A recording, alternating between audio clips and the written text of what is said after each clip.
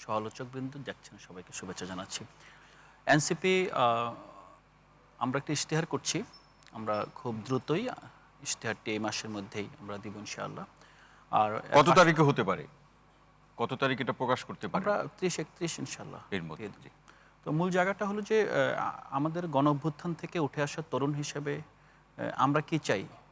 মূলত আমরা সেগুলোকেই আমাদের ইশতেহারে সমন্বয় করছি। একজন নাগরিক হিসেবে আমাদের যে চাওয়া রাষ্ট্রের কাছে, আমরা ঠিক ফেলো নাগরিকদের সেম চাওয়াটাই আমরা আমাদের ইশতেহারে প্রতিফলন ঘটাচ্ছি।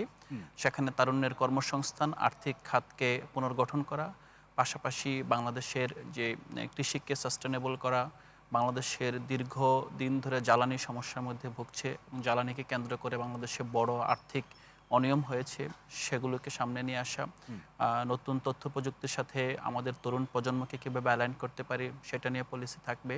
আমরা স্বাস্থ্য খাতে কিছু অভিনব উদ্যোগের আমরা চিন্তা করছি, যেমন আমরা যে মোবাইল অ্যাম্বুলেন্স যেগুলো গ্রামের ইউনিয়নগুলো পর্যন্ত অ্যাক্সেস পাবে, যে অ্যাম্বুলেন্সে রোগী হসপিটালে যাওয়ার আগে বেসিক ট্রিটমেন্ট পাবে, মানে খুব অল্প খরচে সাস্টেনেবল এবং জনবান্ধব কিছু পলিসির কথা আমরা ভাবছি। এবং আমাদের প্রতিটা পলিসিতে একটা জিনিস প্রাধান্য পাচ্ছে। আমরা দীর্ঘদিন ধরে দেখেছি যে আমাদের বিদেশ নির্ভরতা বাড়ছেই।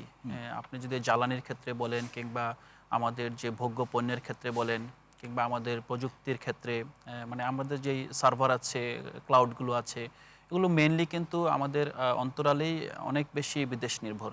তো আমরা চাচ্ছি যে জাতীয় সক্ষমতা অর্জন করাকে লং টার্মে কিভাবে আগামী ৫ বছরে যদি আমাদের সেই রকম কন্ট্রিবিউশন করার সুযোগ থাকে, আমাদের মাথায় থাকবে সেগুলো আপনারা ভাবছেন। এই পর্যায়ে এতটুকু ছোট করে শুনতে চালাতেন মামা, যে ভোটের মাঠে আপনার 11 দলীয় জোটের প্রার্থী কিংবা একবার নির্দিষ্ট করে যদি এনসিপির প্রার্থীর কথা বলি, সমান সুযোগ কি পাচ্ছে, নাকি কোথাও প্রচারণায় কিংবা কাজে গিয়ে গণসংযোগে গিয়ে নানা ধরনের প্রতিবন্ধকতার মুখোমুখি হতে হচ্ছে কিনা?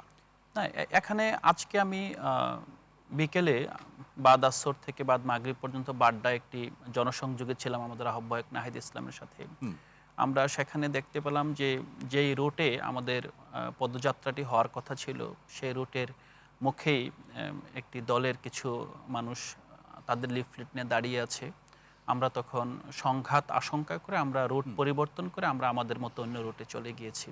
সো এই বিষয়গুলো হয়তোবা মাঠে গেলে আমি নিজেও অবাক হয়েছি। আমি কখনো চিন্তা করিনি যে মাঠের পরিবেশটা এতটাই আপনার মানে ভয়াবহ বলবো না, এটা আসলে চিন্তার বাইরে। যে আপনি পূর্ব ঘোষিত আপনার পদযাত্রা, আপনি এই জায়গায় জনসংযোগ করবেন, সেক্ষেত্রে বের হয়ে দেখলেন আপনার পথ একরকম আগলে একটা গ্রুপ দাঁড়িয়ে আছে।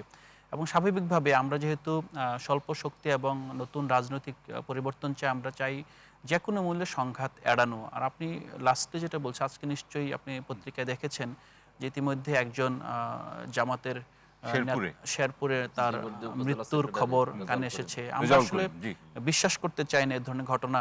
এবং একটা বিষয়, সেখানে উপজেলা প্রশাসনের আপনার যৌথ ইশতেহার প্রদানের প্রোগ্রামে এই ঘটনাটি ঘটেছে। তো এই ঘটনাগুলো একটা বার্তা দিচ্ছে যে প্রশাসনের সামনেও কিন্তু দুটো রাজনৈতিক দল এখানে মারামারি করে একজন আরেকজনকে খুন করে ফেলতে পারে। তো এই ধরনের ঘটনা আসলে আমরা কিভাবে অ্যাড্রেস করব? নির্বাচন কমিশন বা আইন শৃঙ্খলা বাহিনী কিংবা আরো বড় পরিসরে সরকারের কথা যদি বলি, তারা তো বলছেন যে সবকিছু ব্যবস্থা গ্রহণ করা কিংবা নিয়ন্ত্রণে আছে, এই কথাই তো তারা বলছেন। না, আমার মনে হয় যেটা প্রতিটা নির্বাচনকালীন সরকারের কাছে প্রতিটা আপনার নির্বাচনই নতুন। সো তারা আসলে আগে তো নির্বাচন করেননি। সো তাদের ক্ষেত্রে তারা যেভাবে দেখছেন, হয়তোবা এটা নির্বাচনের দিন গিয়ে বুমেরাং হয় কিনা সেটা আসলে আমরা আশঙ্কা করছি। সেরকম একটা আশঙ্কা আছে।